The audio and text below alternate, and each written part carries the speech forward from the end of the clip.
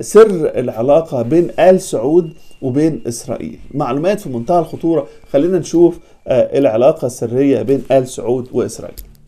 The relationship between Israel and Saudi Arabia, you first need to know how Saudi Arabia became a country.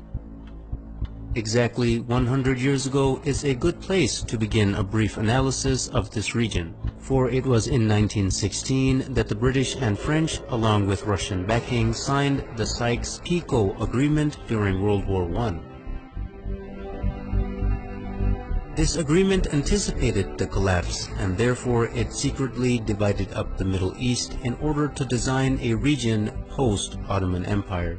In 1917, the year following the agreement, the Zionists had gained sufficient influence and control over the British government to get it to issue the Balfour Declaration, which promised Jews a homeland in Palestine.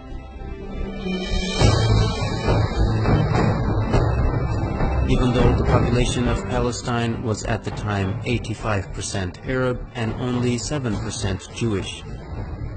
The defeat of the Ottoman Empire by British imperialism in World War I left three distinct authorities in the Arabian Peninsula.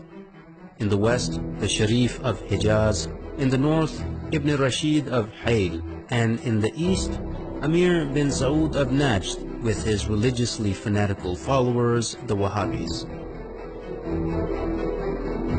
Britain got the most help from the Sharif of Hijaz, who led the Arab revolt against the Ottomans and helped the British defeat them. In return for his support, the British had agreed and promised him the establishment of a single Arabian country from Gaza to the Persian Gulf. After the war, however, Britain did not keep its promises. Instead, it drew up the Sykes-Picot Agreement and issued the Balfour Declaration. The Sharif was discontent with this betrayal and told the British that he would never sell out Palestine to the Empire's Balfour Declaration. He would never allow the establishment of a Zionist state in Palestine or accept the new random borders drawn across Arabia by British and French imperialists. At this point, T.E. Lawrence, famously known as Lawrence of Arabia, was dispatched to bribe the Sharif and buy his support. When this didn't work, T.E. Lawrence turned to threats, which were also echoed by the colonial secretary Winston Churchill. Both men threatened to unleash Ibn Saud and his ferocious Wahhabis on them, whom they were already arming and funding for the sake of countering the threat of Ibn Rashid of Hayl, who also stubbornly opposed the establishment of a Zionist state in the region. In September of 1921, Hayl was attacked by Ibn Saud and they could not resist the vicious onslaught.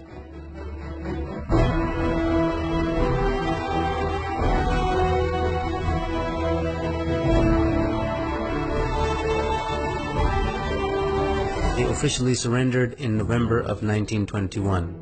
Hayl had dissolved into a colony of the Sultanate of Najd. By March 1924, the British realized that Sharif Hussein would not back down, so they unleashed Ibn Saud and his armies on the Hijazi territory as well. Within weeks, the forces of Ibn Saud and his Wahhabi followers began to administer what the British Foreign Secretary Lord Curzon called the final kick to Sharif Hussein and ruthlessly attacked Hijazi territory.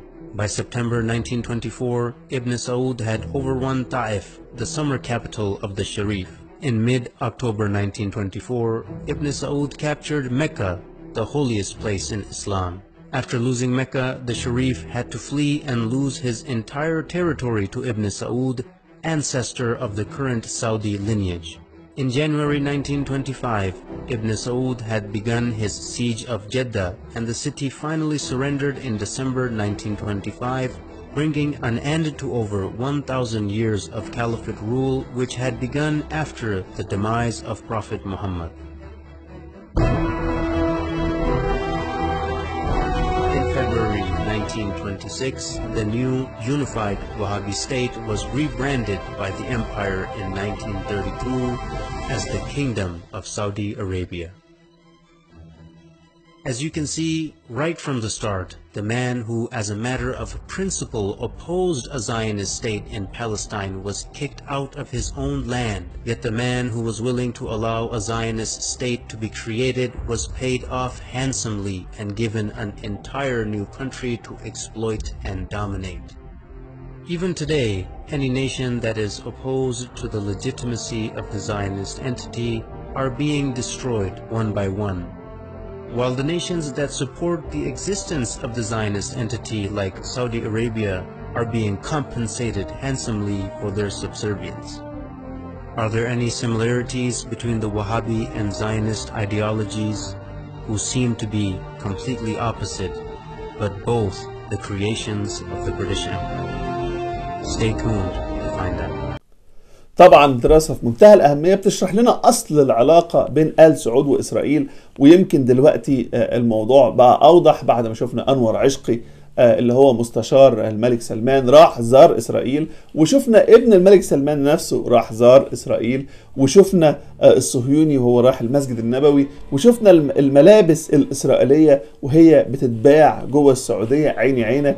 فواضح ان الدراسة دي شرحت لنا اصل العلاقة السرية بين آل سعود وإسرائيل، ودي حاجة في منتهى الأهمية بتشرح لنا ليه آل سعود علاقتهم دايما كانت متميزة مع وما زالت مع إسرائيل، وبيسعوا للتطبيع زي ما حضراتكم شايفين بكل قوة، وعمرهم ما ساندوا القضية الفلسطينية في أي مرحلة من المراحل على الإطلاق. هو ده السبب يا جماعة. الدراسة دي أخيرا شرحت لنا ليه آل سعود دايما داعمين للكيان الصهيوني.